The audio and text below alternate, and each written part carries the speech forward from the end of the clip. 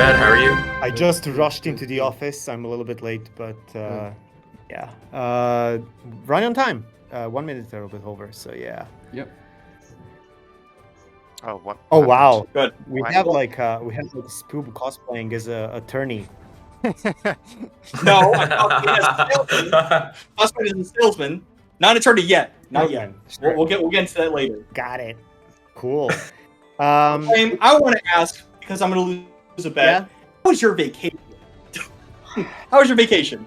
Yeah. No, I mean, it wasn't much of a vacation. It was more of a talking on Slack and Discord and all that stuff. But you know, it is what it is. So I just wanted to open up this stage channel by saying that my timing of like taking off for a few extra like Thursday and Friday weren't the best. I probably should have escalated to the team a little bit more on things like what have been going on. So that's on my part. Also, by the way, this video will be edited into a small talk. So we will do a supercut of this conversation into a small talk for our YouTube channel for people to check out if they missed it. So it's going to be like a TLDR version of this conversation. Awesome. Do you want to put your cam on frame, by the way? Good. Glad to hear Hey, that. what, Draco? Do you want to put your cam on? I'm recording locally. Oh, so okay. Don't worry. Cool. And also, Okay. like, I would appreciate any one of you to record audio as cleanly as possible on your local machine. So say you can send me the audio later. So Doing it right now. yeah, so we can. Well, I mean, I can also start shooting. Fan, what's up? How's your weekend? My weekend. Yeah. Spending time with my little boy. Yeah. And playing Clash Mini. Oh, that's awesome. Yeah. But- I've been playing. Here. I've been playing the events quite a bit. So yeah, but yeah, Oh, they're so fun. this past week has been hectic for a number of reasons. I can But imagine. I just wanted to open up with the statement. Did we start the stage channel already? I think we did. right? Yeah.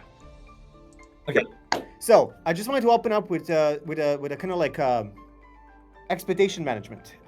So one thing that I've noticed from you guys, the creators, is that when things are not as expected in the game and things are not as satisfactory with the game, you tend to just start like creating videos criticizing the game. And I think that is obviously the right way to do things. And I just wish these things would come in like constant waves instead of like being like one massive wave of like everybody starting to make these kind of videos, but instead like maybe even doing like a 30-day review of the game every single like 30 days or something, like where the game is at and like criticizing us over and over again. Because I think that is also very critical for us to kind of like stay aware of like what is going on and like how does your community feel, instead of just like be like, oh well, like an update dropped, we reworked the whole meta and economy, and then suddenly everybody's unhappy with one like this whole change. Meanwhile, like when update 5, we had so many months long like periods of time where like we were kind of like waiting, and during that time people were also complaining about economy, like having too many currencies and too many things stacked up. And meanwhile we were trying to figure those things out, so we listened to that feedback. So it's just kind of like a very strange kind of like a gap in between the criticism. And I wish that criticism would come like over time more often, instead of just like everybody just like rising up and like blasting the videos right away.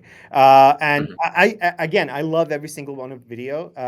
Fan also actually linked me Spoob's video, and he was like, Spoob seems a little bit angry. And I was like, yeah, I guess that's Nah, a little never. bit, Just a little bit. Never. I guess that's I wasn't angry. I was yeah. So, how do you guys feel? Let us know. Let's begin this one. Yeah, so 100% definitely understand where you're coming from with like coming in waves. And that's kind of the thing that I was trying to do with the whole like the free to play aspect, which is why I wanted to create a series, because everybody was talking about like kind of like immediately day one, they were like, we don't have like, there's no epic shard. There's no like, you killed free to play. What are you doing? It's going to take so long to max out a hero. And so I was like, you know what? I'm just going to make a series and see how actually free to play the game is. And that's kind of what I wanted to do with this update, was like kind of like start playing the game. I create a brand new account, try to level it up. And then Enchantin just kind of beat me to the punch and released this awesome video, by the way, like after the stage channel, like go watch it if you haven't. He basically explains why the game isn't technically pay to win, even though it might seem like that at face value. But we'll dive a little bit deeper into the reasons why it's not pay to win, and why it's still somewhat free to play friendly, and then kind of talk about why it doesn't seem like it's pay to win, or why it doesn't seem like it's free to play. But yeah, definitely 100% with the content creators releasing more feedback videos. I will definitely do that. I'm probably just going to do like start of the month, like my initial thoughts on the game, what's going on, and everything like that. So thank you for that feedback to us as well, because we need to be doing better about that as well, to make sure that you guys are kind of in the loop of what's going on within the community and releasing these kind of videos of criticizing the game, and when things are wrong, and talking about what needs to be implemented in the future. But to be honest, I feel that it's also our fault that feedback don't come in waves, like you said, because the last few months of Update 5 was pretty boring and stale. There's nothing happening. There's nothing like, as a content creator, if I'm a content creator myself, I ever feel like there's nothing I can say, because there's nothing new into the game. So what can I say, right? So of course there's always a new wave of feedback, because that's when players get the most updated new content in the new season. So I think it naturally will come if we do the game operation like what we used to do, like drop everything day one and nothing for 3 or 4 months, right? So I think that's our fault as well. So I think in the future we are going to release things in a more like a wave kind of shape, so that will be easier for everyone to give us a more consistent feedback. I think that would be better for everyone. And I personally think the wave that you're doing with this update is great. Like, that's just my personal opinion. Thank you. So if you guys don't mind, I do want to kind of start this off. So one thing I want to mention, one thing that really fired people up is that the fact there was no response during the community outcry. Like, Frank, you're on vacation, and I totally understand. That's perfectly fine. It's understandable. But why didn't someone come on Discord and just tell the community, like, hey, the team's taking a break, like, hey, community manager Frame, he's on break right now. We're answering to your feedback. We're going to try to update this as soon as possible. And unfortunately, and come back to this new steps. I feel like having an answer come to this stage channel would be a long time for the community to know that we're just not being ignored. But I just want to say this too, Frame, you do something that no other Supercell community manager does, and I got to put a lot of respect on this, is the fact that you have your own channel. You talk about the update, you talk about just about you. You try to make yourself more relatable, which is a phenomenal trait. However, it's when you went on vacation, just didn't tell the creators, which is us, what was happening, what the next steps were. I just want to add that you're doing a great job. Just in the future, just try to continue to be transparent around Clash Mini. Yeah, absolutely. I agree with you. I should have probably told you guys that we're talking. I mean, I did tweet. What was it, yesterday? 2 days ago, about that. Like, we still want to hear every content creator. We want to still hear every single tweet about like how the people feel about things. We also want to see how the actual new player experience actually feels like right now in the game, because it is very important for us to kind of see like how do new players also feel about the game, and how they go through it, how many hero levels they accumulate, how many minis they unlock, how fun is the game for the new players. And then, so basically, what I'm going to tell you now is that we are going to listen to you guys now on stage channel, obviously asking concrete questions. And then in this week, we're going to sit down with our brand new meta designer that we just hired, actually probably like a week ago. So he's kind of new. But the good thing is that he did subscribe to my YouTube channel, and he's following me on Twitter like actively for years. Well, for like, it's been a year now, but like he's been following me from the beginning. He knows what's going on, and he has some opinions and ideas. How do we move from here? And then what I'm going to do is basically I'm going to make an announcement on social media and Discord and Reddit, and tell you guys with a bullet points list of things what we want to do and when can we do it. So I think that's the most reasonable thing to do. And also, Fan is going to be obviously on those meetings to discuss these changes and refinements. But yes, also I could have made a YouTube video earlier, I mean, I did make one where, like, basically, one of the content creators named Ollie was very angry at me for not announcing all the balance changes to the game. Now, these balance changes actually were not balance changes. I wanted to clarify that. The game has experienced model changes, animation changes, visual effect changes. And sometimes when you change one piece of a mini, which is like animation, that animation may not like reflect exact numbers that we want to intend for that mini to do afterwards. And that was our complete fault. And that way, we could not anticipate that the numbers would change based on those changes, because before that didn't happen. But because we are remodeling every single mini in the game to a new higher quality model now, these things and these bugs will be happening. So we are going to, me and Donghang and everybody else on the team will make sure that we address and note down these changes moving forward with the actual balance changes intentions, instead of like changing the model or changing animation and then be like, oh, you got, well, Supercell, you didn't tell us that, you know, a next mini has 1 second more or 1 second less or 1 damage more, one damage less. So that's something that was also a big mistake that we've done on our side, where we just overlooked some of the visual changes that could reflect as a balance change, so to speak. So yeah. Yeah, and just to add to that, correct me if I'm wrong on that, is I remember you telling me before, one of the things that happens kind of last in an update cycle is the visual aspect, which is why when we get dev build, things aren't necessarily like immediate. It's more so just for us to like see things and understand like what's new coming to the game and not to take everything final. But was that what the visual changes tend to come like last? Yes, actually, audio and visuals do come last. So basically, animation, visual effects, polish of all of those things, and then music comes at the music and sound effects come at the very last, which is why some minis are also lacking sound effects, and some of them have misaligned sound effects. So that's something that's just a bug. And the thing is that we also, you know, that we extended 1 extra month for update 6, but we also did not we also did everything, all of things last minute, so a lot of these things couldn't be fully polished, but that's on us. Yeah, I would like to answer Spoob's question. I think Spoob mentioned a really good point that as a team, maybe we shouldn't be only having like Frame, one person interacting with the community. I think Frame is doing that very actively every day, but the rest of the team is actually working on making the game better. So in the way we work is that we kind of just trust each other on doing their own thing and do not try to disturb others. For example, when Vlad is doing community, working with the community creators, I do not want to just, without his approval, go into his place and start messing around. And I previously I did some of those, and I think I actually created a lot of trouble for him. So now what I do is I trust him doing everything he's doing and focusing on the next update. Because to me, I think I'm a game developer, I'm a game designer.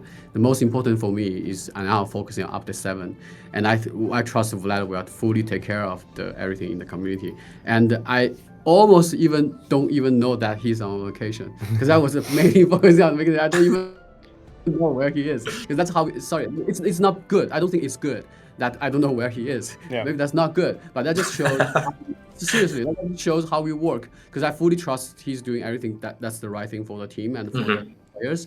I don't need to know where he is, and I just work on my game design, and he doesn't need to worry about too much on my side. He will trust me that I'm doing the best thing for the game. So in this case, maybe there's a fire in the community, but Vlad is on vacation. All the other guys are working on, the artists are working on art. I'm working on game design. Of course, we watch videos every day. We read Discord every day. We read Reddit every day. But no one else have this kind of sense to even think about, oh, should I reply? Oh, Vlad is probably doing that. Okay, never mind. That's how we saw it. Maybe that's wrong. Maybe we should improve and have some mechanics to stop this kind of the fire about nobody knows kind of situation happening. But I just want to explain why this happened. It's not because we are ignoring. We're definitely not, as you guys know. We are actively listening to feedback. It's just that no one realized that someone needs to reply, except probably Vlad is very aware of this. But the rest of the team is basically working on U7. So sorry about that. Yeah, and also as I mentioned in my tweet, we need to we need to collect more sentiment about the overall changes. The changes, I know that Reddit has made a post which I linked to the whole team about the, whatever 70% nerf summary, whatever that post was, about like, the breakdown of the economy and what the exchange rates and all that, what has happened. And that was pretty valuable. And then I started linking Abdude's video. I think he was one of the first guys to release the gem video and discussion about that. So I really appreciate that. So we jumped on that discussion. We talked about his feedback on the video. Yeah. So he was very, very proactive. It was really good. Abdude is probably one of the best content creators in terms of like breaking down one problem and understanding what is the actual issue there.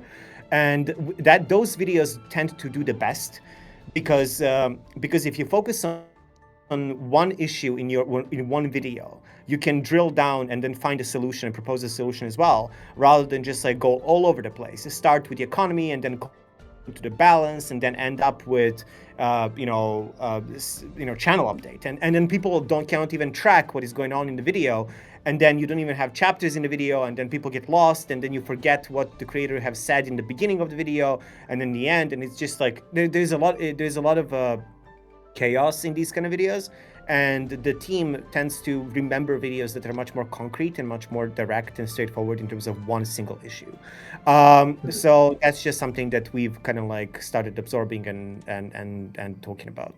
But we watched all of them. Yeah, we watched all of them, of course. All of the videos. Yeah, it's just that But no one has the habit of actively replying. Yeah. You are the only guy who has that. We are just like observing. Well, actually, you do have a YouTube account, and you sometimes write comments under some of the content creator videos. And I actually wish you did that a little bit more often, because if you see a content creator video, and if everybody knows that is fan, people can definitely, appreciate a reply or a comment inside the video comment section, just to like understand what is your perspective. Sure.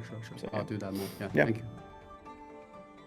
Yeah, and Ben, I just want to say thank you as well for taking accountability to the fact of like Frame going on vacation and not knowing about reply. Like just having that response in my eyes is already progress in my opinion in terms of being able to engage with the community even if Frame is not available. So I wanted to say thank you for that, because that's really appreciative to the community. Right. I will 100% back that up. Just having that transparency, coming back, watching the videos, and I do want to bring something up if you guys don't mind. The video I made, it's definitely something that took a lot of different takes.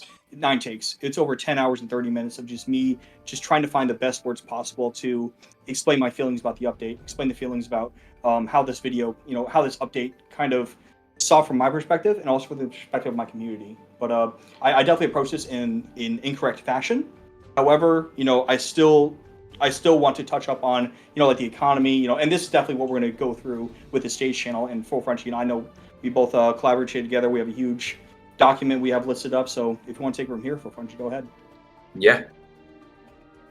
So one of the other things that we're touching upon with the kind of progression system is that it's too complex with the different shards and everything like that. And I had this opinion since I saw the shards in update 5 because I had a video about it. But have you guys decided on what you're going to do with the progression system moving forward in terms of like combining all 3 rarities into just 1 rarity?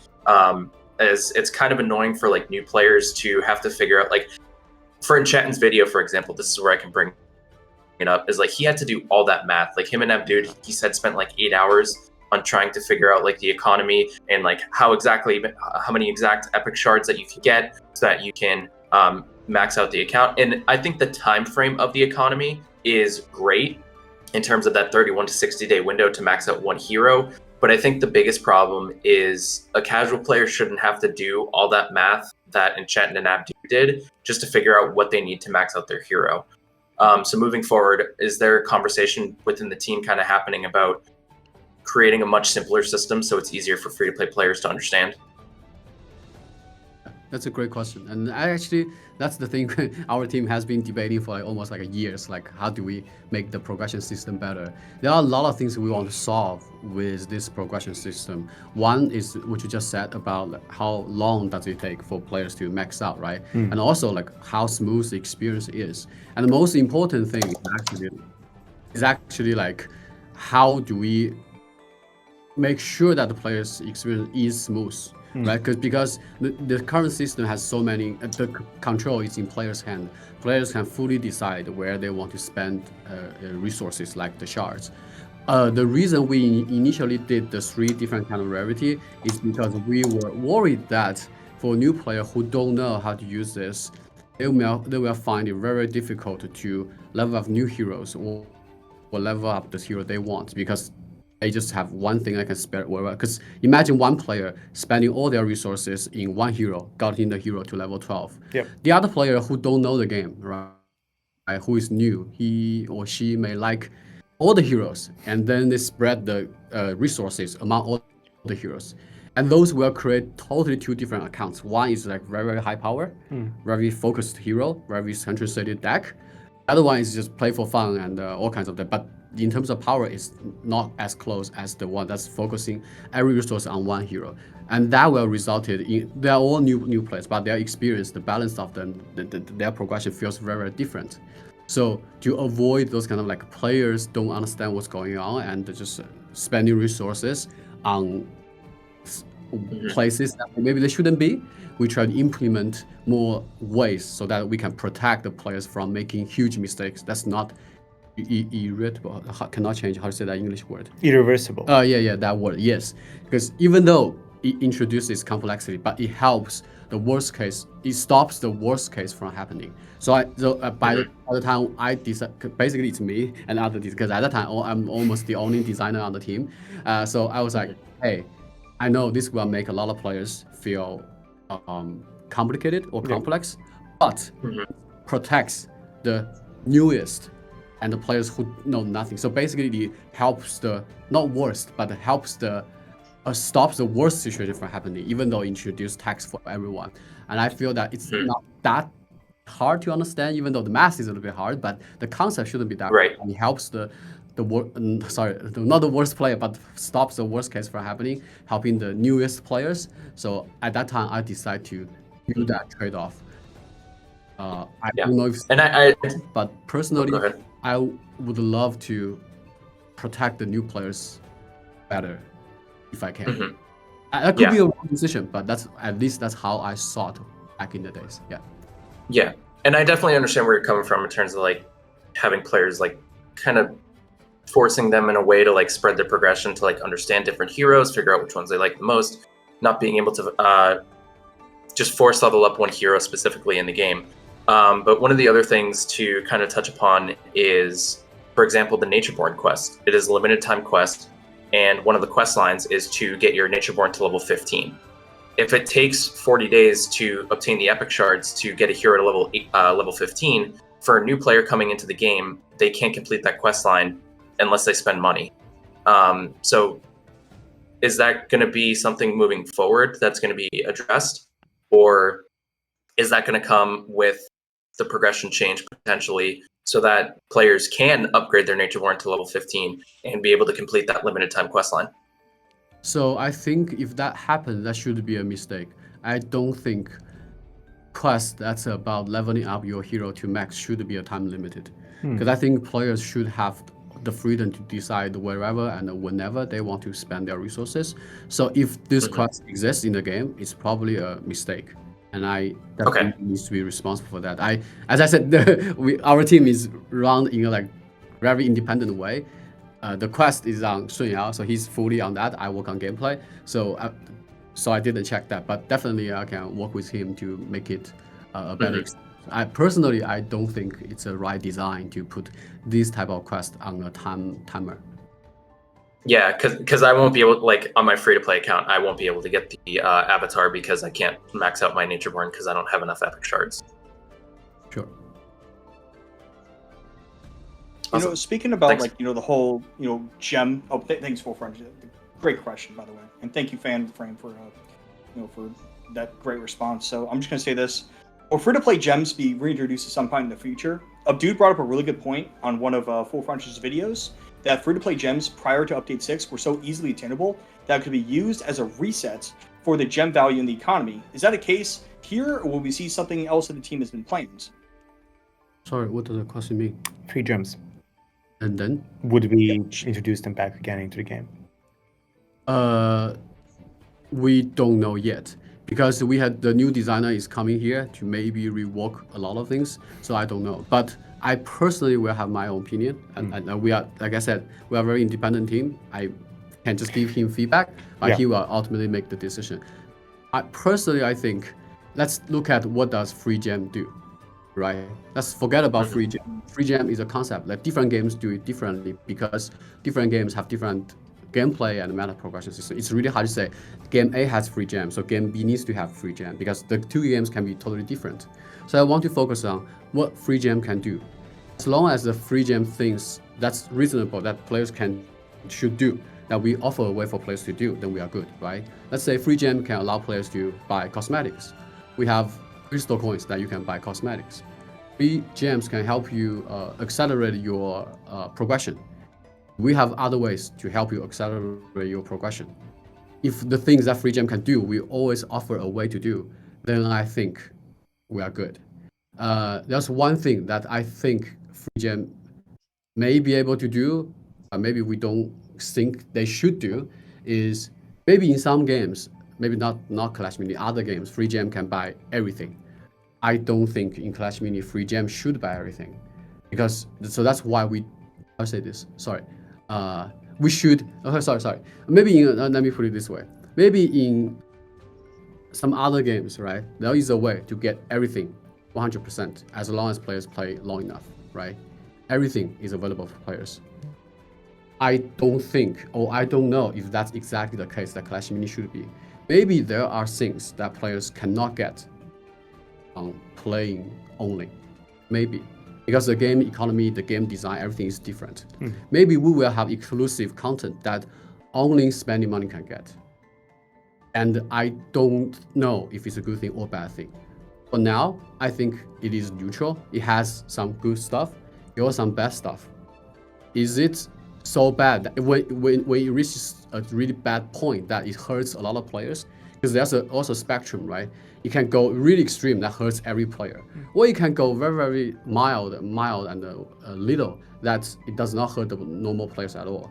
I think we want to find a place that is kind of like limited stuff or exclusive stuff is so optional or so mild that it does not hurt any players' experience. When it reaches a point where it starts to hurt normal players' experience, then I think it's too much. And where the line is, I don't know. But personally, at least for now, I don't think we are at a point where we feel everything should be available for everyone 100%. And I think that's because of the whole progression system we chose and the decision of not having too much power in the game that leads us to make this leads me to have this kind of feeling for now. But things may change. And also, I think finding the sweet spot is the most important thing. Well, one of the things is also like Fan mentioned that we disagree and we are independent as a team members in the team, and for example, I disagree. Like for example, I'm on the content creator side of things. I am used to like grinding for free gems. It's like I am that kind of guy that's gonna like get as many gems as possible.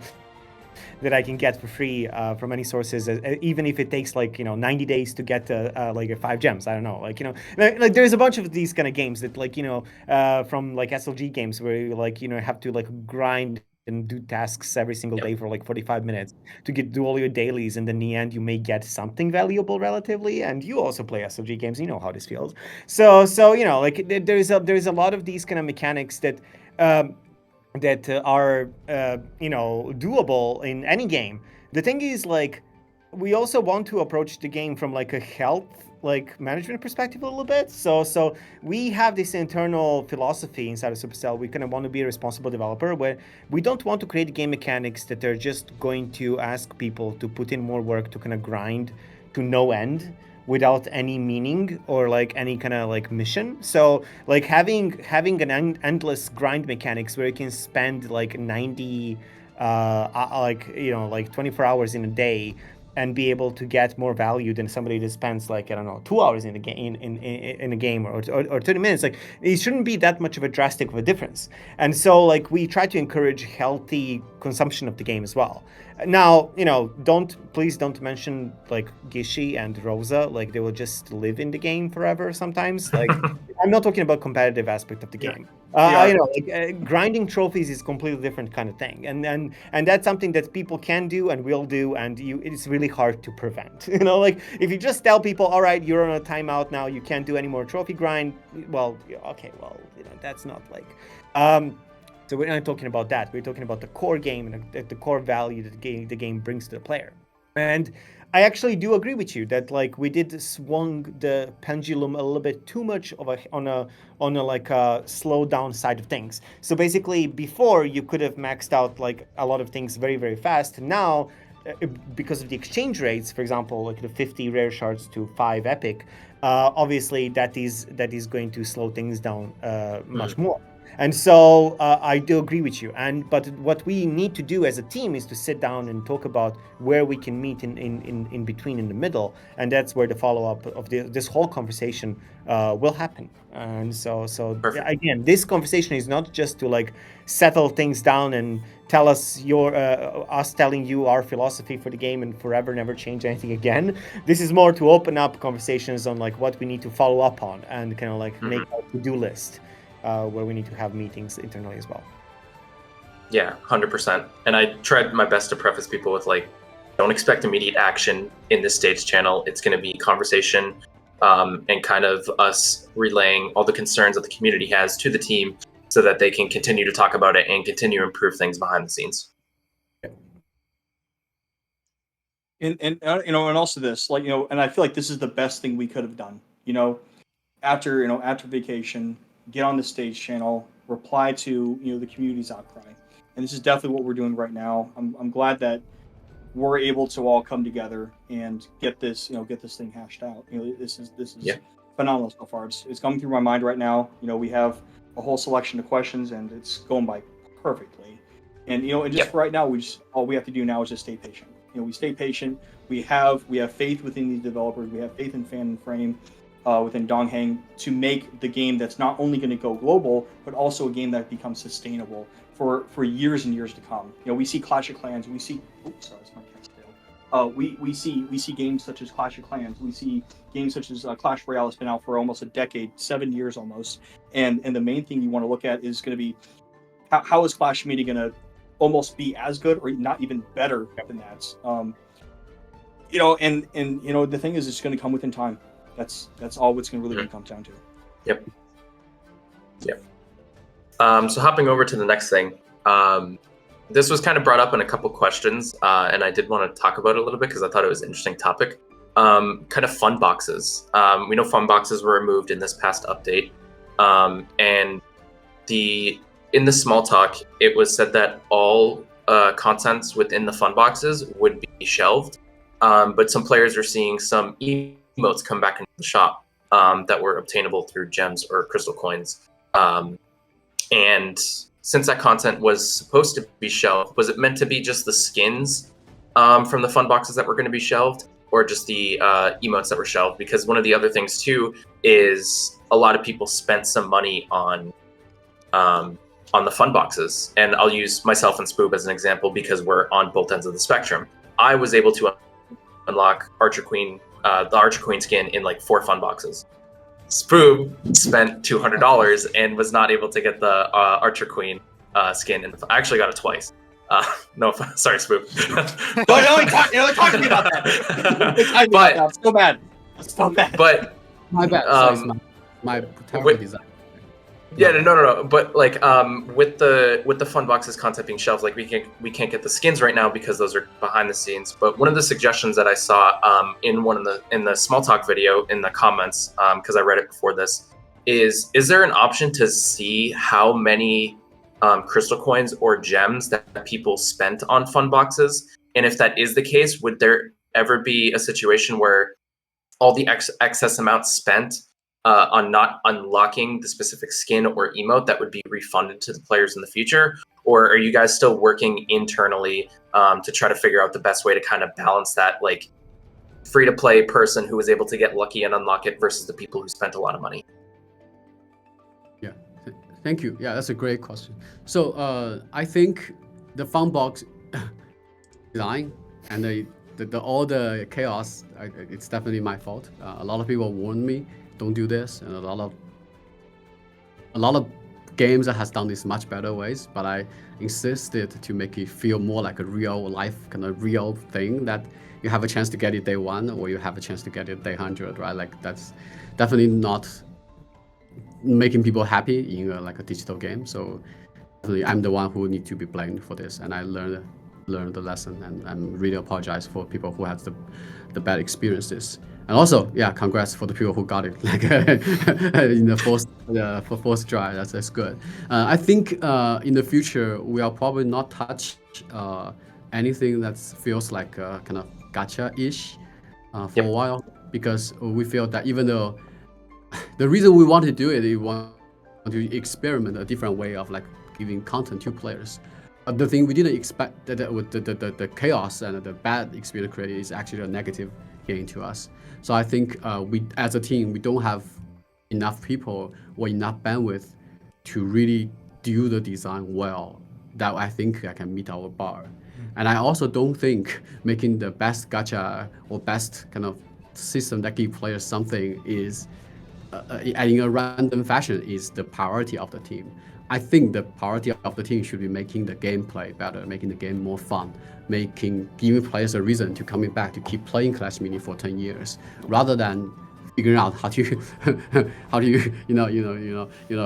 design the best gacha in the world. So the team has decided that not spend any effort on designing anything like that, but mainly focus on the gameplay. So you are probably not hear about this for a very, very long time. I don't even know how long, because it's not in any of our meetings anymore. It's not in our any plans anymore. So the answer is no. We're not doing anything about it. Regarding the thing you said about giving the things back to players based on how much they spend, it's really tricky to do, because we also not only we want to give content to players, we also want to make it fair. Like for example, the what goes into the crystal shop, what does not go to crystal. Previously, we thought that we should maybe shelve every content from the gacha, so that we keep our promise that no one gets anything in update 6 that was in the update 5 gacha. But that's fair, right? That's very fair, because that's based on our promise. But that's also very harsh for some players who come in late. Because we always have new players coming in. For them, it's like, hey, I really love this yawning miner. I really love the question mark knight. But because this guy's fucked up, I will never be able to get it. But also remember that I just mentioned that the next time we bring a gacha back will be long time ago. And for those guys, they will almost like not have this before they churn. They'll be there play 30 days. You hear news about this, how to get this knight emo. But they love it. So for us, okay, how do we balance the player experience versus the kind of fairness or justice? And it's really hard to balance both. So in the end, we make a compromise decision. Maybe it's good, maybe it's bad, maybe it hurts both, but we decide to make the most valuable content unobtainable, so that we protect the players who spend the most for those. But we also make it some other content that's not as critical, accessible, so that new players can still experience with this content. So that's I think that's always the dilemma as a game developer. It's always like, how do we balance the new players versus the existing players? How do we balance like fairness and the gameplay experience? Sometimes too extreme is not good. I think the mistake I made on the gacha is I was way too extreme on one side. They just like make the other side really, really painful. So now I try to learn how to find sweet spot, how to find balance between extreme decisions. Yeah. So has the team kind of like talked about how to like compensate players for that yet, or is it still kind of in the works? We haven't. And also, let's see. Let's see. What do you mean by compensate? Can you give me an example? Yeah, like if it was able to check like how much players spent on fun boxes, and be able to refund the excess amount. So like for example, if I spent 600 gems on fun boxes and 540 of those gems was worth of duplicates, would that compensation kind of go back to the player of like 540 gems, and they basically spent that first amount to actually unlock the emote? You mean duplicates? Yes. Yeah. Yes. We haven't spent time talking about that. We could, but that's definitely a huge work on the server. Yes. Yeah. On the Yes. client engineer side, it's a huge amount of work to do that. So that's also an important thing because we made a mistake, right? So I personally don't think we have time to do that before global, because before global Right. everything's like busy as hell. But maybe if there's a way we can do that, for example, maybe this is another possibility is like, oh, go ahead. It's really hard to say that, but I do think that in the future, if we implement a system like this, we definitely need to be aware that when we make big mistakes, how do we compensate players? We should implement at least have that mindset awareness when we make new systems, so that when this happens, we can do that. But when we were making the old gacha, we never thought about that. But this definitely help us better feature in the future. Yeah. Last week, at the beginning of the week, we talked about mass donation tools that we would need for a global game if we were to go global. One thing that the other games do have as tools is they can mass donate and mass reimburse players from a player's perspective, but we don't have that. So what would happen is that we would have to manually extract a list of people and then oh no. and then we would have like a bunch of spreadsheets, and then somebody would have to go through this, and it would be an actual nightmare to do this one by one. And I don't think that is something that anybody really has capacity to do, versus making new features, making better gameplay, making better meta, or whatever it is. Of course, yeah. So it's just like it's a matter of priority, at least right now. I know it's not an ideal answer, but it's no. But as a result of that meeting, we as a team realized that if the game needs to go global, we need to have a tool that to compensate players when we fucked up, right? Of course, because it's very easy to fuck up. Yeah. Our team likes to do crazy big things and doing very crazy stuff. So it's very easy for him to make mistakes, especially when we go global. We definitely need to have that tool ready. So the result of that meeting and the discussion and all the reflection on gacha and everything is that we need a tool if we go global. So that that's the improvement we want to do in the future. That even if there's not a perfect response, I think it's just important that the community knows that it's still being thought of. It's not something that's completely forgotten about. And one of the other ideas I had as we were having this conversation was like, if people spent like a certain threshold, when that global mass donation system is able to be implemented into the game, rather than like going through one by one and kind of like figuring out how much people spend, giving them that exact amount back, just implementing a threshold where it's like, if you spent X, you get Queen Tron. If you spent X, you also get the cowboy skin and things like that. So that way it still kind of compensates people for like that they kind of got what they were chasing. It just might have taken a little bit longer. And I feel like that kind of came in tune with the system where it's like people kind of knew what they were doing in terms of like spending the amount of money. But yeah, I think that could be another option as well. That's a great idea, actually. This is actually really great. So maybe, and this is definitely not a guarantee, right? Because I cannot guarantee anything because we are a very independent team. But I do think it's a pretty good idea. Let's say when we go global, before we go global, we can say, hey, thank you for all the beta players who helped us or gave us feedback during the very tricky situation when the game is still in beta, all the love and support. So maybe we can do like a thing that's like based on what you did in beta, like a history or like a record that we give players different rewards or something like that before we go global. Maybe we can do something like that to thank the beta players. And the spending is definitely one of the really important part of the thing you did in the game. the one thing, like the one thing I really just kind of felt was about like this whole thing is, especially like with skin prices, fun boxes, it just, to me, to have a game in beta that, the community, we chose to play this game over Clash Royale, even like some, Clash of Clans, Brawl Stars, even like some PC games that have been out for plenty of years. Just seeing the whole, and I know the fun box thing is like beating a dead horse, but I feel like at that point, like it's not really the player's fault. It comes in that whole gambling aspect, and I'm gonna drop it from here, but I just gotta say it's not the player's fault. It's going to be like the system's fault, and I understand that it's gone well good, but I just want to add that it is not just the player. It is also going to be on the design team about how this got implemented, about how there's no cap, for how many times you can pull until later on, and then later on it did get implemented in the game. But I do want to run off into the skin prices. I think this is kind of like the most controversial thing going on right now.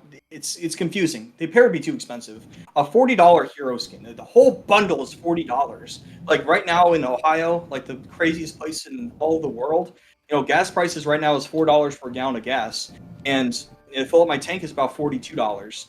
The main thing is, like, I don't think the casual player will understand what it means to, like by the quote of how many polygons will be within a skin or what goes into a cosmetic. People see the skin as face value and judge for themselves based on if that $40 is going to be enough. I know a lot of people within my community would much rather spend like $80 on a collection of skins versus $40 on one high quality skin. And I will not lie, Natureborn is a solid waifu. The skin on her is absolutely fantastic. I absolutely love the deer form. I like the astral. I like the back to it. But to me, it just didn't look that appealing for $40. However, what you guys did have from back then, December, Clashmas 2021, you guys had that, 3 skins for $9. That's a phenomenal value. I'm sorry, enchantments here, for big value. But the economy, has since changed, and I understand that completely. We're in 2023. But the main thing is too is that now you want to look at probably $15 to $20 for 3 skins based on the perks. Another great example is that 1-year beta pack you guys released, the 200 gems, the gold, the 1,000 golds, the P.E.K.K.A emote, and the P.E.K.K.A exclusive skin. That should be the new standard. Because of the fact that when you look inside the shop right now, you see Barkbarian, even though he's a cute little doggy boy, he's $15 just for the skin alone. The fact we're not getting gems, the fact we're not getting an emote, and really even like a little profile picture is just kind of showing that side of, I'm going to say like greed, to it. Is there any plans at all you guys going to have, or any meetings to rework to have these beautiful deals to make it so we can then support the game? Because again, that $40 skin is it's a slap to the face, and to me, I can't afford $40 because I'm a salesman. Look at me, look at this. I'm cooking right now. But another thing you want to look at is going to be how can low spenders also support this game.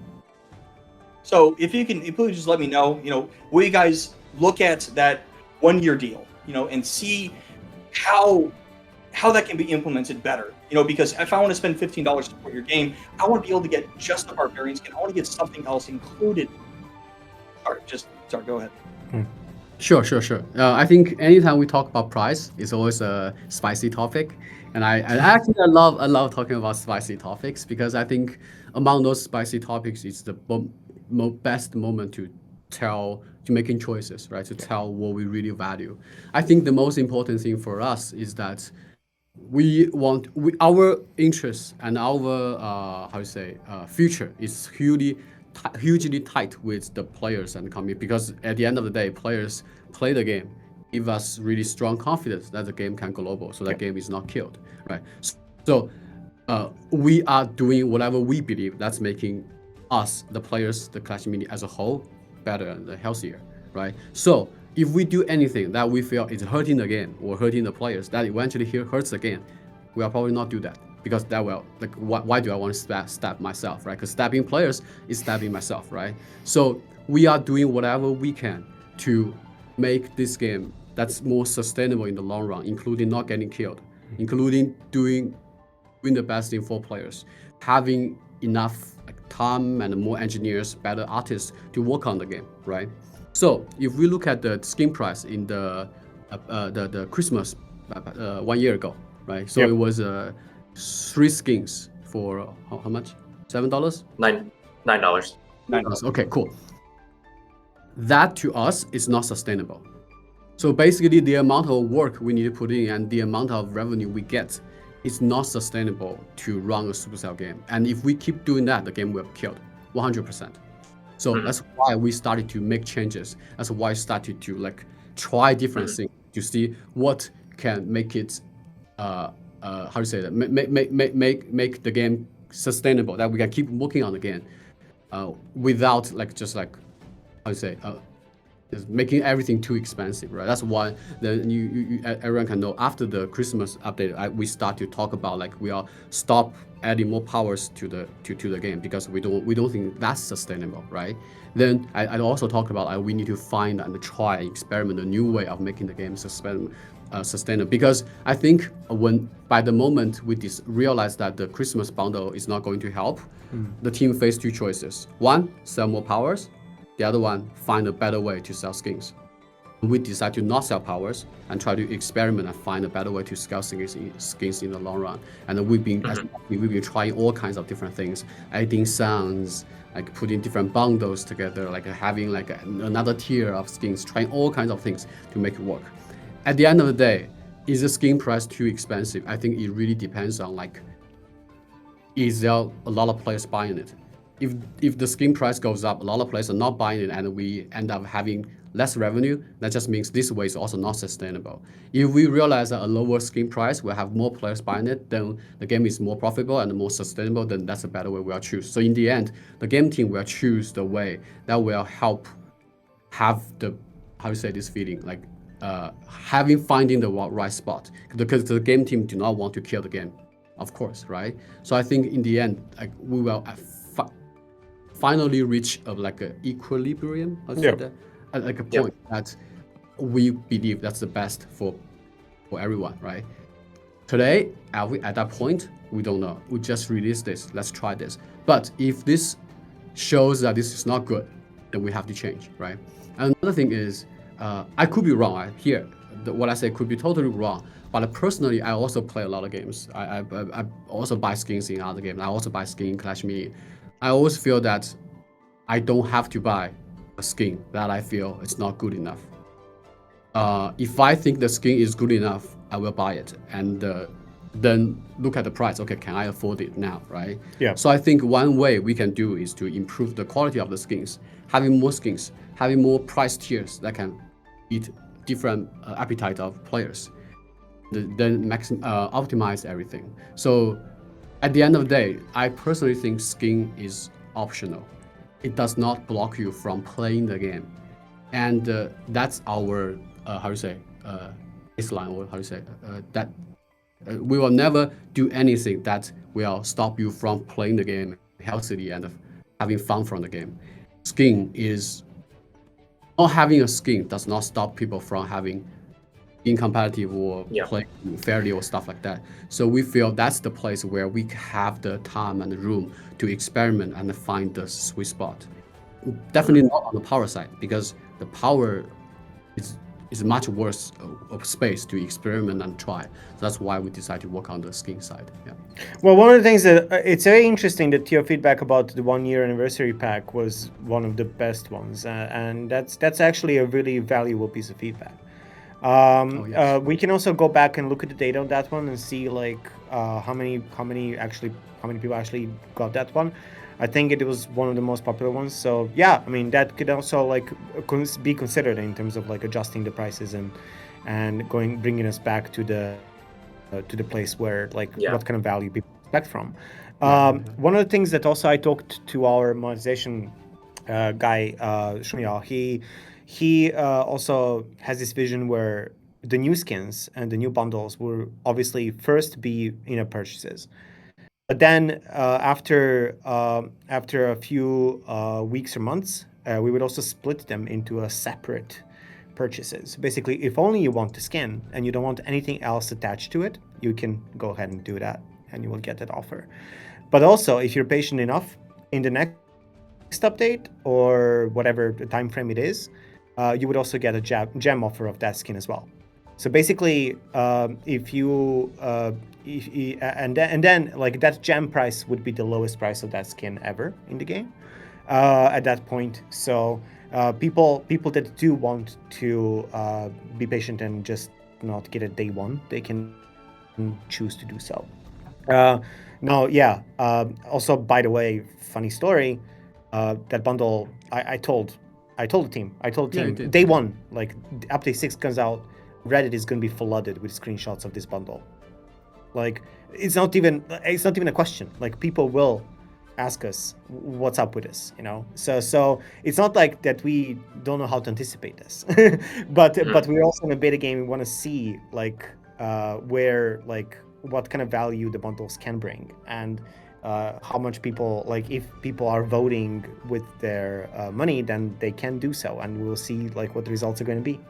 And if people are telling us, hey, I do not want these skins to have custom backgrounds and I just want them to be like very high quality and everything else, like that's fine. So let's just do so.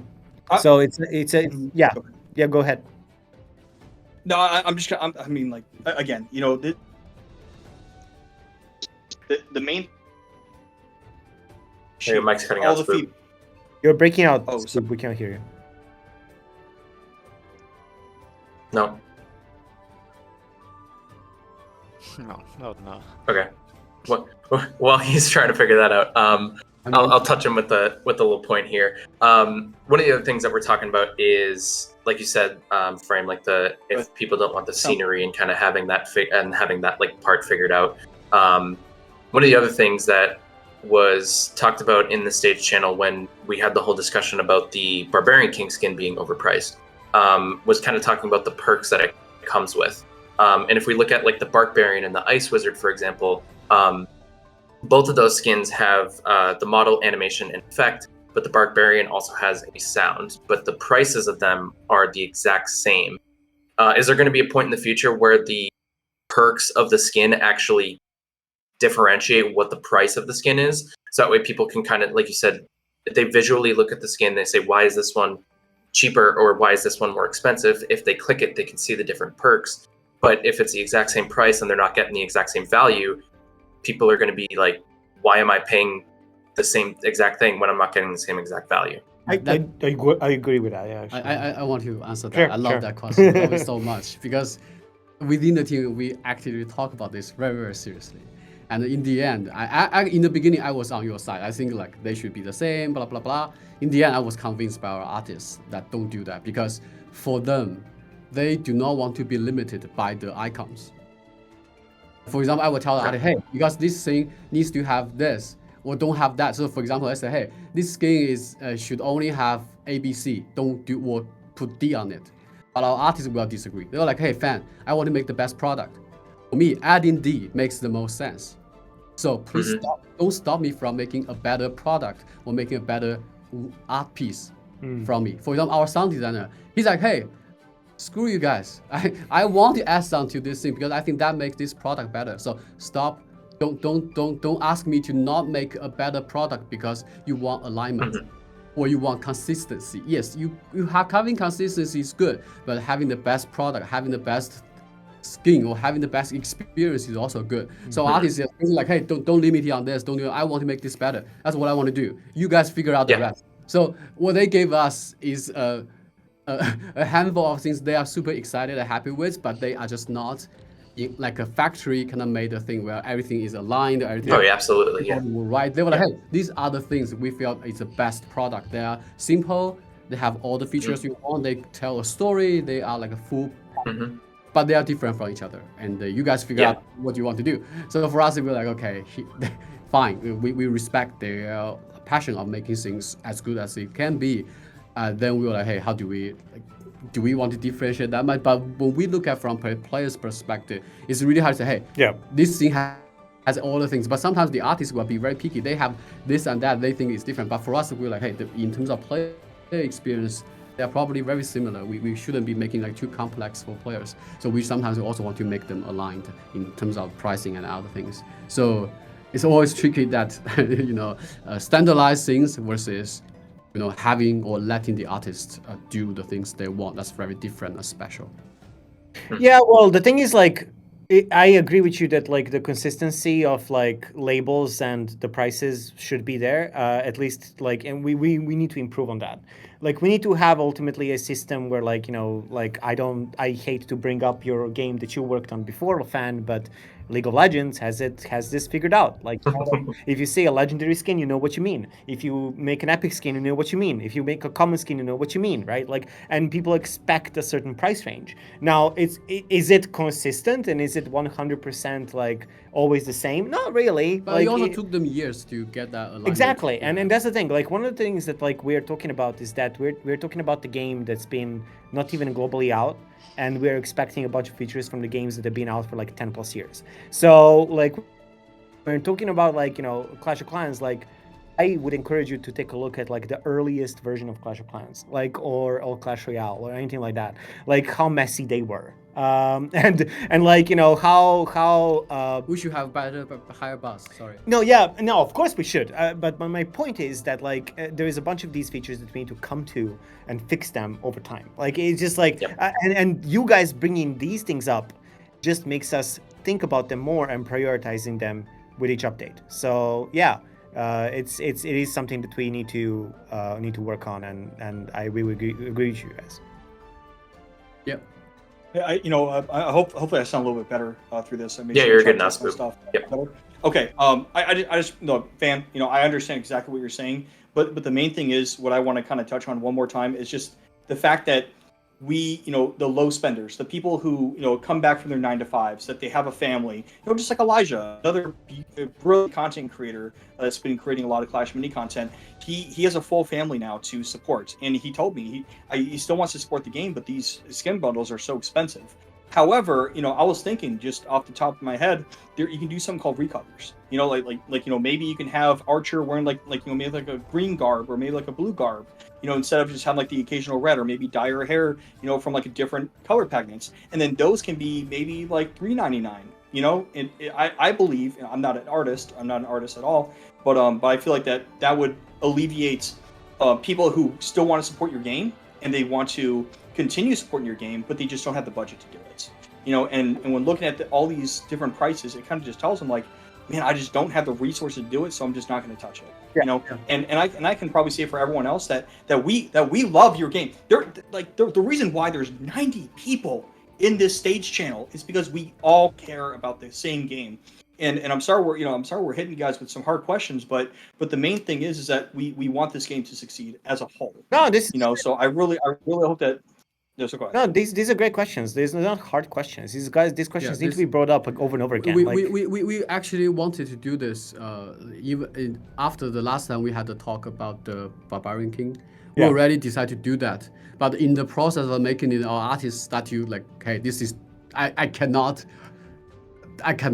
not make it better, so they just go crazy and make it like upgrade it. So but I think this message is really important to us, because this is the second time we hear this message very seriously. So we'll definitely bring that message to our artists, like, hey, I know you want to make the best thing always, but please also respect the time you are spending out of the players spending situations. So I think this time we'll definitely make them give them the feedback again and see if they can do something. Because like sometimes even the simplest skins are like really cool. Yes, I agree.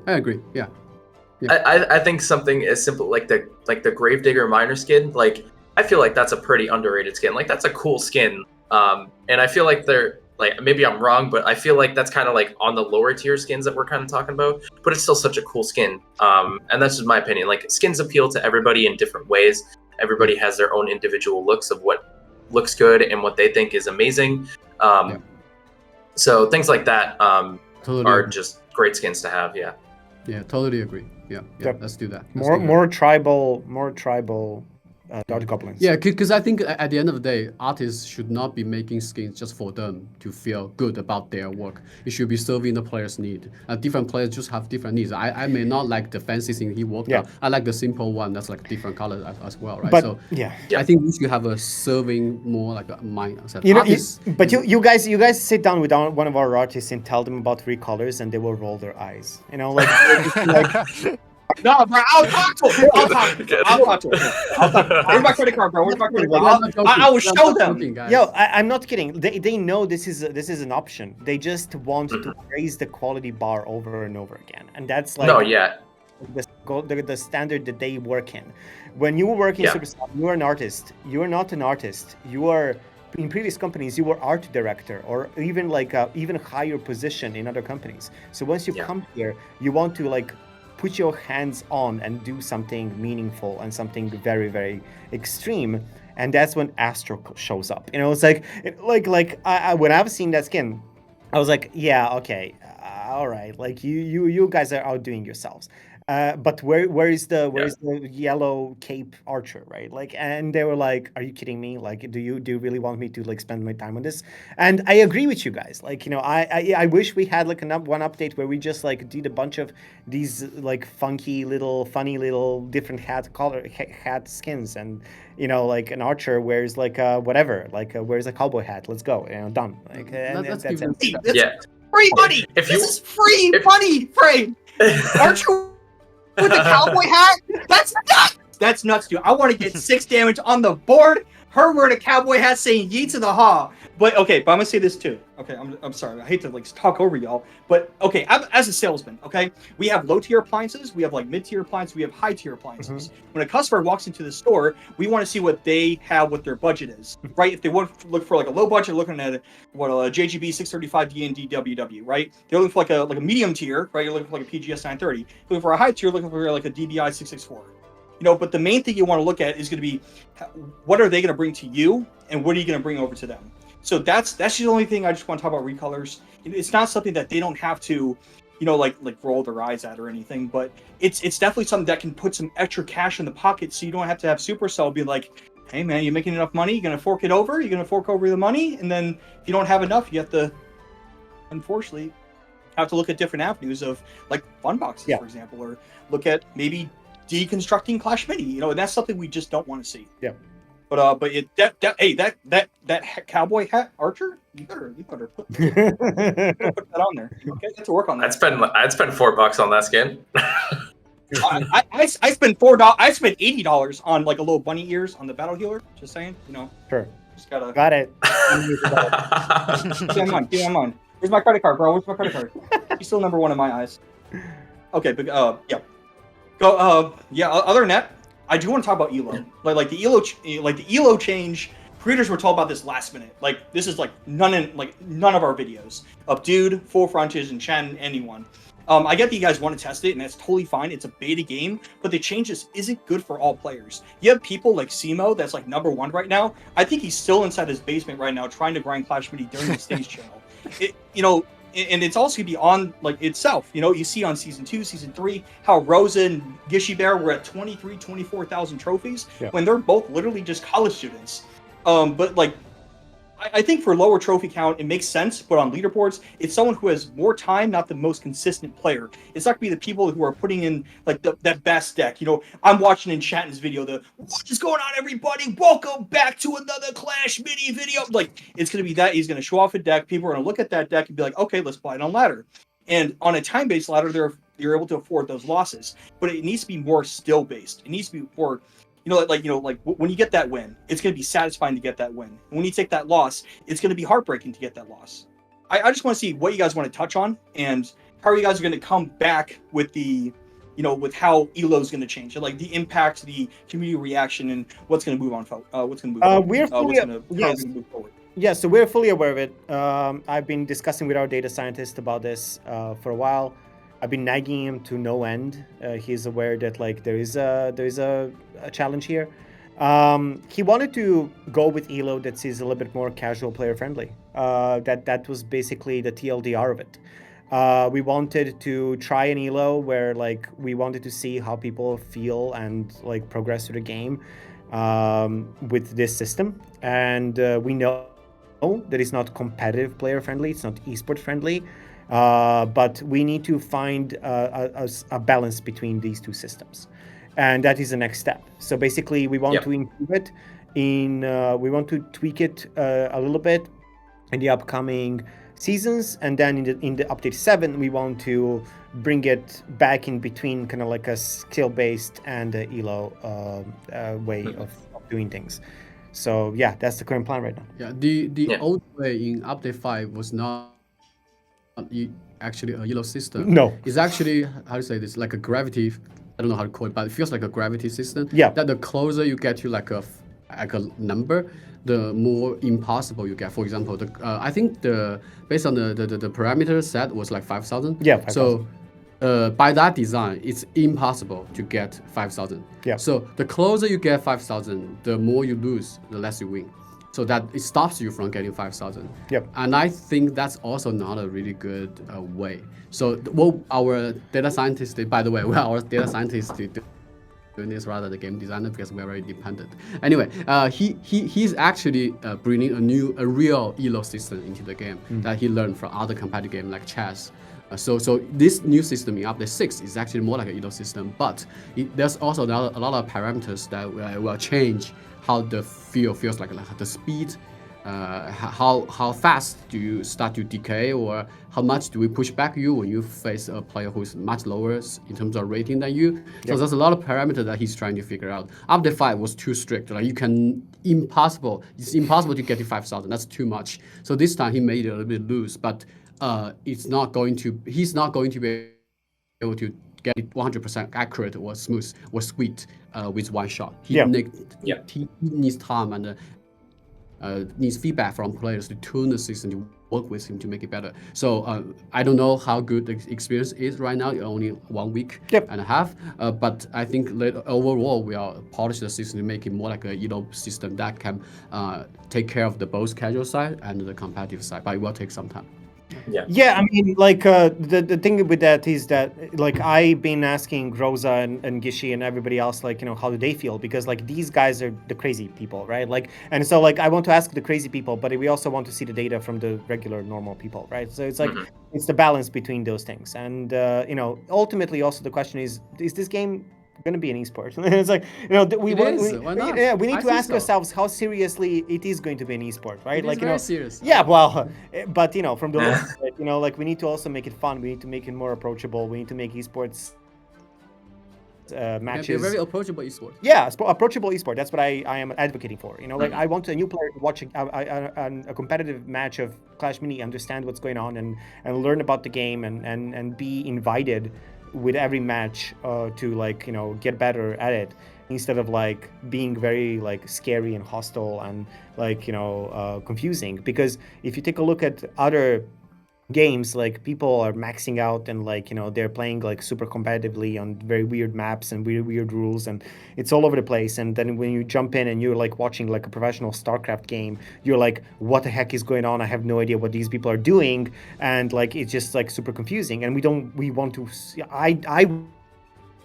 want to stay away from that, because I want this to be like, oh, okay, so this guy goes chop and he won, nice, cool, and that is something that is really like should be something very clear to everyone. And then if you want to move deeper into positioning and gizmos and all that kind of stuff, then you can. But yeah, and I think the balance to find between casual and esport is perfectly valid. I think one of the points that I had addressed with it was maybe before 3,000 trophies, it's the current system that's in the game right now, because that kind of hits that more casual kind of player base. It gives something for casual players to work towards, and obviously the whole matchmaking issue with people playing against higher level heroes once they hit a certain threshold, that's probably just due to the size of the player base. Once the game goes global, it's easier to implement hero level versus hero level matchmaking.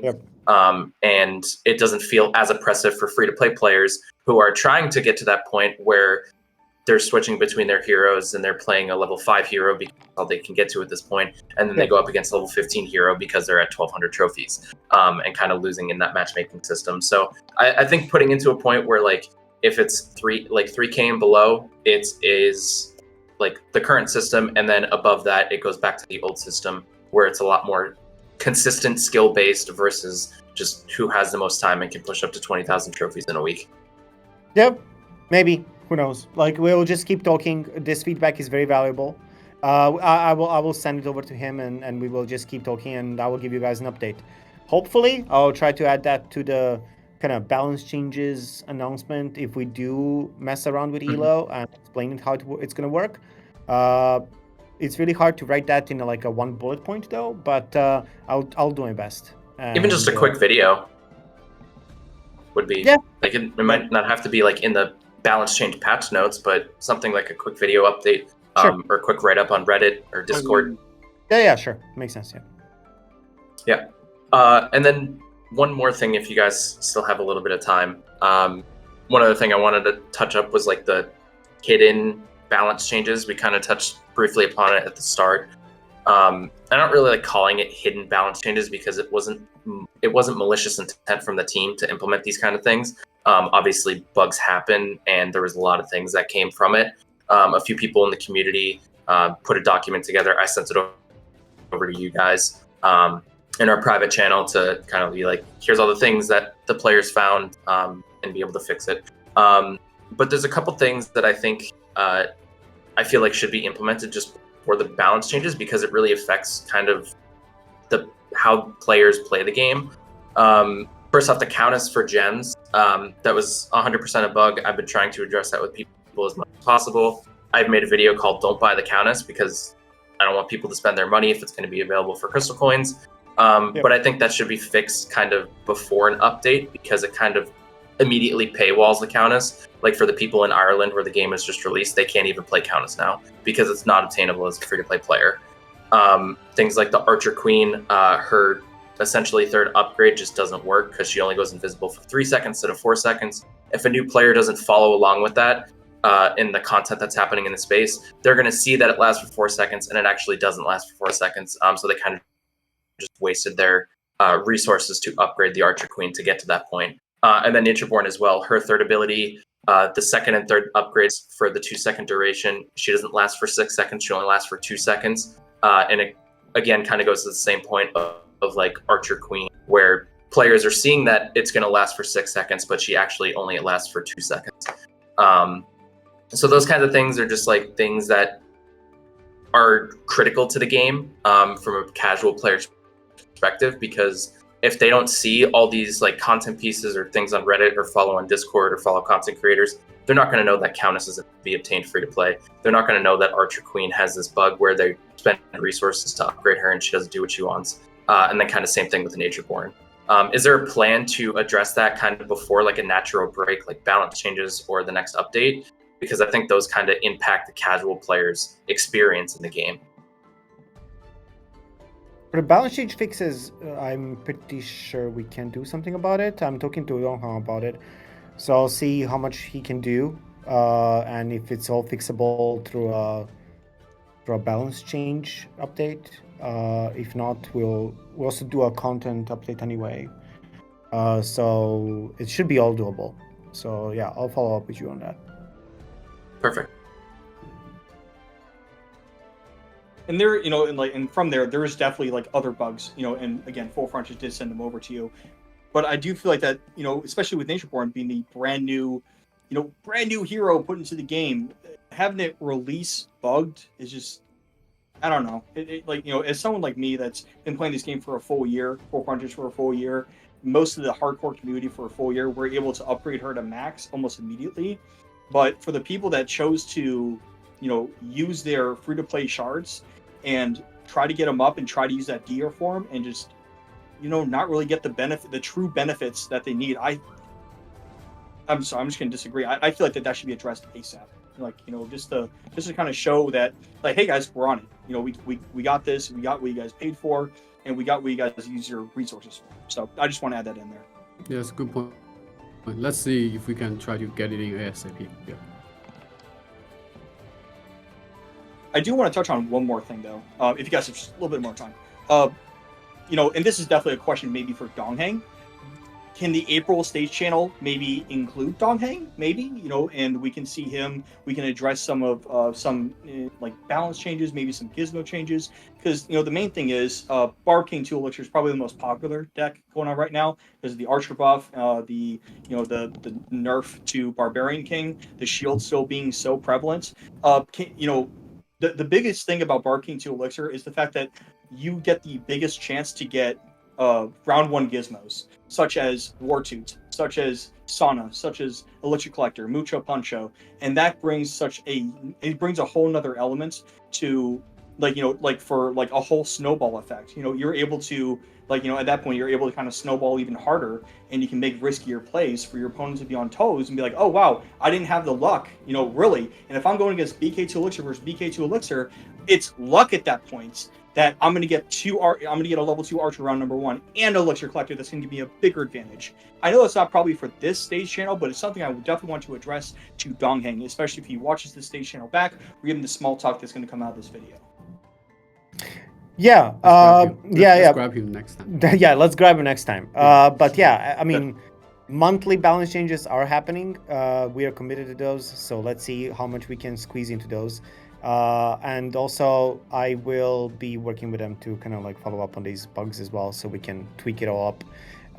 Yeah, but there is going to be, hopefully, a earlier patch to this to fix some of these things. So yeah. Yeah. Brunch, you got any more questions? I mean, like, honestly, bro, like, I'm still standing, bro. It's crazy. I don't know how I stand for this long. Yeah, I mean, I hope the community is satisfied with this. I think Frame and Fan, I want to thank you guys so much. You guys really addressed the community's concerns for the most part here about kind of what went wrong in the update. Obviously, there's more things to be talked about, and we could spend another 3 hours talking about things that needs to go into the game. But this stage channel was mainly to address the concerns that the community had, kind of with what went wrong in the update. And then, of course, we'll continue to get feedback from the community, talk about things like gameplay changes, long-term progression for the game, what's coming in the future, and things like that. So I think you guys did great, and I really want to thank you, and we appreciate your time coming to talk to the community and address all the concerns that we had. For me personally, I feel a lot more comfortable with the kind of state that we're in, and that we know that things are happening on the back end, and that it sounds like you guys mostly agree with some of the things that we brought up, and going to try to figure out that happy medium between the community side and what that harsh bar for Supercell putting a game global, what does that look like? And we're all in this together. We all have the same goal, and that's to push Clash Mini global. So whatever we can do as content creators to relay to the community so that they can come up with things, please let us know. Use us as a tool. We all want the same thing, and that's to have Clash Mini go global and be the number 1, hit the number 1 on the charts, honestly. Yes. I you know, and here's the thing, I'm just going to go off of what FullFrontage said. And I definitely do want to address one more thing. The video I made, you know, was definitely very aggressive. You know, it was the first video that came out of everyone else's. Actually, Dude was actually first, I was second, but that came out of raw emotion. You know, again, I want to apologize to you, Frame. You know, that again, this is just me just being as passionate as I can, because I love this game. You know, I love this game to death, man. You know, I talk about it all the time to my family members. You know, I see definitely a future in this game, and I talk about every single time. I give feedback every single time. And if I didn't care about this game, I wouldn't make that video where I would even risk my time at Supercell Creators to unfortunately be let go. You know, but I really wanted to make that video and to really just make that voice heard, the community voice heard, and try to at least prompt other creators to try to make their videos and try to speak up about what the problems were in the update. So I just want to say I apologize, and I'm so glad that we had the stage channel. FullFrontage, the best, like literally the best guy you can look at, doing everything behind the scenes. And you know, and I thank you guys so much for even bringing me on the channel. I thought I'd just be banned and, you know, just forgotten. But you know, even if that still happens, I just want to let you guys know I will never stop making videos on this game. I love this game way too much. You'll definitely see me around. I'm always around. So thank you. Awesome. Thank you so much for coming. Sorry, I have one more sentence. I don't think I have ever shared this with the community or anyone else. As a game designer, I think the design of Clash Mini is very difficult. No one has made this kind of game before, even though we saw some similar games, or Auto Battler or Auto Chess or other things. But I think Clash Mini is fundamentally a very different game. I don't know how to make the game. I don't know how to design the game in a really, really good ways. The only way I know is talk to the teammates I have around me, also talking to the communities and getting feedback. A lot of the decisions that you guys see in the game is driven by the community feedback. So I don't think we just by sitting here by ourselves can make the game as good as it can be, but we just really need input from all the players. So no matter how angry you are, no matter how angry you are in the videos or even in front of myself or split on my face, it all doesn't matter. As long as you are giving us feedback, that's what matters to me, because that's what we need to make the game better. So keep telling us your true feeling. Even you are angry, let us know. Even you don't like the game, let us know. Even you hate me or hate it, whatever, it doesn't matter. As long as your honest feedback, it's always valuable to us. Not only to the content creators, but all players that's live in the stage channel. If you are angry about anything, you don't like anything, or sometimes you like something, also let us know. That's really going to help us make Clash Mini something no one has seen before, global, and make it really, really good. Yeah, thank you. Thank you. Yep, thank you all. I appreciate it. This is great. Yeah. No, thank you guys. Yeah. This is definitely one of the best stage channels I think we've had in a long time, in a very long time. You know, so this so good. So good, bro. Oh my god, I can finally start making deck videos and talk about Countess, talk about her nice skin. But yeah. Anyways, y'all, I think we're done for today. Yeah, thank you all for coming. Cool. Thank you. And we will try to supercut this into the core answers to the questions. It should be a relatively quick video. I know we will also upload the full size video as well, and you guys will do the summary of all of this. So we'll appreciate that. We'll share it as well with the community. So it should be a lot of kind of follow-ups to this as well. So thank you all for coming. Thank you. Thanks for coming. Thanks everyone. Thanks, guys. Bye. Bye.